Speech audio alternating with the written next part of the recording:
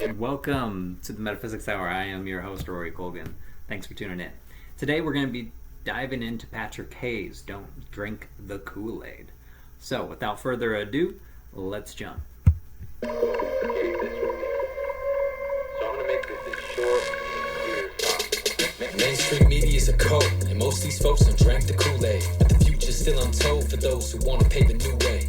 Will it be a golden new age or a dystopic doomsday? Choose. I love that.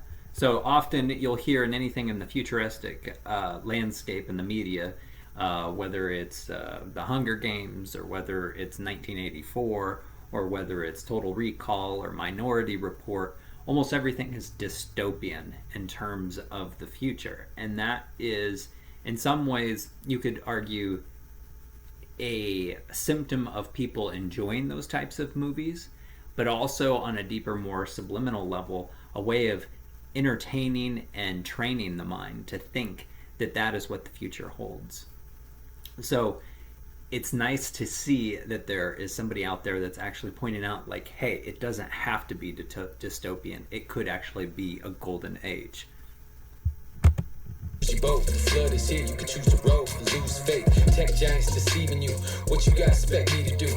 Be silent and see it through, or be defiant and speak the truth? Yeah, they wanna see me confused, but I'm on top of my P's and Q's. Cause what's real is leaking through, and I know the truth and I see the truth. The media wants your attention, to feed to you all the suggestions. They lead you to follow directions, without revealing the darker intentions. But I see through the lies in the sentence. So exactly what I'm talking about, that these programs, these mockingbird media outlets, these individuals are all in a certain wavelength where it's one group of versus another group, rather than questioning why the groups have to be created in the first place. And if you can get to the truth of our spiritual nature, then you're free. And anything less than that is actually a pale substitute. So I'm glad that Patrick is one of the few people out there that's kind of got like a hip-hop sound, but in my opinion, he speaks the type of lyrics that are more spiritually aligned with my ideals. You know, like you got, Chris Webby and Tom McDonald and Dax, and they have some good stuff, but it's still kind of in that paradigm of opposites, the paradigm of good versus evil in some cases. And sometimes they do really well in talking about the issues, but here I really love it because it gets metaphysically into the mind and realizes that there's something that's more powerful than any of these narratives that other people create. So I'm reaching for the off switch. When the news feed is garbage, I don't listen to that nonsense. Cause when every single station got the same show, same story and angle, the same tone, just another fabricated stage host on the European Journal Center payroll. Scream, flick a break, get your brain gone, feeding you the flesh of the scapegoat. Study up on Plato, cause the allegory of the cave shows coming to your cable. Fear porn aimed at you, mockingbird persuading you. Scared to fight, afraid to lose, scared to speak and afraid to choose. So play it safe, obey the rules. They're here to help, they're saving you. They want you scared and afraid to move till your safety net's been made in mainstream media. So I love it. Now we're about to get into the first chorus, or to the chorus of Don't Drink the Kool-Aid. But I love how his rap has a spiritual overtone to it, but also a philosophical overtone to it. In other words, to wake up from the reality that's been pushed at us, that our parents had, that our grandparents had. Most of us anyway, maybe some grandparents are not as bought and sold in terms of their minds being kind of shaped by their society. But often, I think what he's showcasing here is that you have the freedom to see the full picture, and how there are some people that are literally trying to control us and are controlling us through the narratives and through the different ways that they suggest things and think about things. Like almost nobody questions paying taxes. The question is, how much do you pay taxes? So it's an interesting mindset when you're like, because I'm working on a book right now called Divine Economics that should be out in a couple months. And one of the main points is like, hey, let's take ownership of the Federal Reserve truly and fully, and therefore use it as a machine to create royalty payments for all the citizens. And you just issue the money for the budgets that's passed by the Congress, essentially. And it's such a mind-blowing concept of like, what, not to have an income tax, to get paid instead? yes, there would be inflation, but at least at this point, there's no income tax and you're getting payments. So it helps with the inflation rate.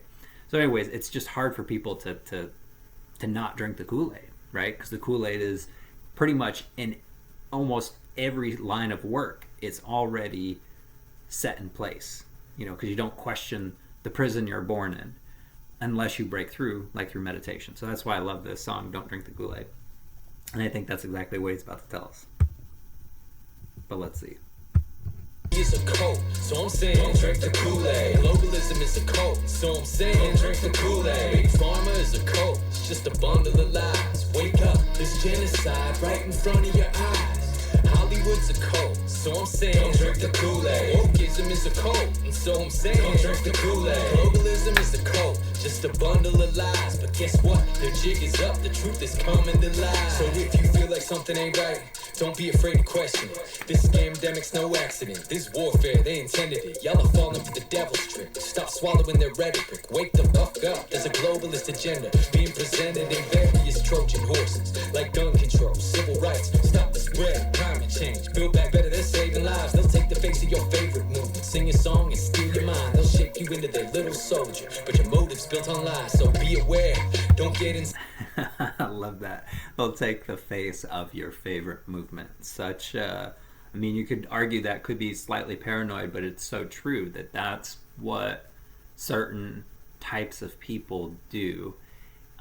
Individuals that are basically engrossed in the ego and more on the satanic side, whether they worship the devil or not doesn't matter, as long as they're worshiping the physical and like the hedonistic way as that being supreme.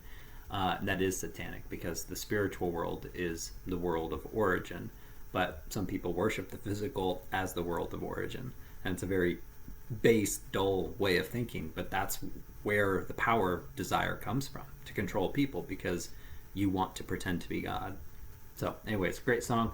We'll do a little bit more. I just wanted to make you aware of this song because I think it's great. It's a great song. It's not my favorite of his, but it's on point with a lot of the messages in terms of how I think and what I think is the issue, or what are the issues.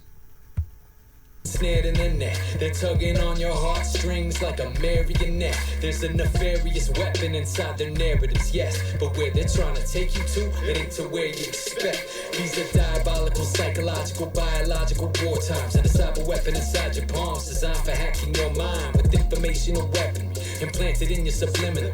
And once they hack into your mind, they're coming after your physical. Transhumanist computer age, where you get made a super slave. The newest phase of slavery, the metaverse, your human cage, where you could trade your soul to be a cyborg king in a make-believe cyber dream utopia. Synthetic smiles and dopamine. World Economic Forum brought the storm. They either want you gone or to be transformed into a Borg, a GMO automaton. These oligarchs are on the march with AI bots and bomb shots. It's techno-cyber holocaust, so protect your mind and body parts. As the cameras follow your moves, software recognizing your face, they're camouflaging their truth about their genocidal end game.